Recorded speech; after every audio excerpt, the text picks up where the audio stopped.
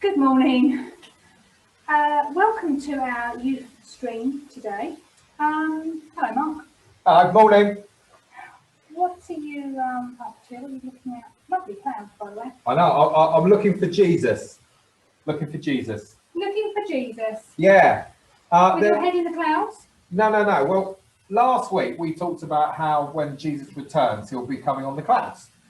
And there are some wonderful clouds. And it also says that there'll be lots of light and shining and angels, and everybody will know that it's happening. Yeah. And there's a one just down there, look, just there. You see that bit of sunshine? Yeah. I think that might be, I'm just checking whether Jesus is coming back. So I'm being like a watchman. Glory just starting to shine out. Yeah. But I can't see Jesus at the moment. No. What colour hair do you think Jesus is going to have? Brown. Dark brown. Not blonde then? Long blonde hair. Yeah. No, I don't think it's going to be long blonde hair. I think it'll be dark. I think it'll be brown hair. Yeah. I do wonder whether he's going to be clean shaven or like myself with a magnificent beard. Do you think he'll have it trimmed or just let it grow long? What, like Dumbledore? No, probably dark. I don't think of Jesus having grey hair. No, I don't either. Really? No, he was only 30, 33, wasn't he? So yeah, but he's been up there a while. He has. Well, I hate to disappoint you, and I know the reading said about him coming on the clouds, but actually, when he first came, and today is Advent, so we're talking about when he first came to Earth. Yes. He didn't come on the clouds. Everybody was looking up in the clouds, and they missed him because he didn't come that way at all. He came quite an unexpected way. Yeah, but he did have, I know what you're talking about. You're talking about baby Jesus, aren't you? Yeah. Yeah, but he did have some of the things that will happen at the second coming, because there are still angels, because there were angels in the fields. In the sky, In the sky. Sheep in the fields, angels in the sky. Yeah, good point, No, but what I meant was in the fields, the angels appeared to the shepherds and the sheep. Shiny, like that shiny.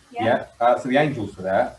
They talk about the three kings, the rulers. Well, they weren't really rulers, but they were wise people that came from around the world to come and actually see what's happening. That's what we're told will happen at the end of the day, that people will look up and they will recognise who he is, including the kings and the rulers. And what was the other thing? There's something else that happens at that point as well. House of David. Yes, well, obviously he will be at the house of David, because he was. And actually, at the first Christmas, he was born in Bethlehem, which is the hometown of David. So he was a descendant of David, because Joseph and Mary had to go back to Bethlehem because of the census. They did. You're right. Yeah. You know all this stuff. This is excellent. Yeah. It would be great if he came at first, because everyone would see him, wouldn't they? And everyone would go, oh, there he is. Of course we believe in him. Let's celebrate. But he didn't come that way to start off with. He didn't. And do you know, actually, most people missed it. Most people they were looking in the wrong places. They were expecting him. They were waiting. And they were all waiting for the angels and for the rulers to look out, and for somebody from the house of David. They were waiting for all of that. They were, and they missed it. They missed it because they were standing. Right on their doorstep. They were looking the wrong way, a bit like me now. No. Is he there? He's behind you. No, he's not. If you're looking the wrong way, or you're not looking out for the signs, you're going to miss it. Yeah, that's right. And the point that Jesus is making our teaching today is that we need to stay alert all the time. Ooh. Stay alert. I've left my sign at home. Imagine a yellow sign here. Stay alert. We've all seen that. We know what it means to stay alert at the moment. But the reason for this bit of teaching is we need to stay alert. We need to be looking out for Jesus in the everyday things. The signs of what he's doing, when he's working. How can we join in? How can we be involved in what he's doing? And to keep our focus on him and not to be so taken up with the other stuff. We're all busy getting ready for Christmas. We are, and sometimes Christmas can be all-consuming, and we forget about the real reason of Christmas, which is to celebrate what God has done. That he sent his son to save his world, but he hasn't turned up in the way that people thought he was going to turn up. He turned up as a baby that was eventually going to give his whole life to redeem mankind. And that's in some ways what we celebrate at Christmas, is the start of the story, and Easter is the next part of the story where he makes that commitment, that sacrifice to bring us back to God. And that final bit that we're waiting for, the coming of Jesus when he returns, That's his restoration of everything.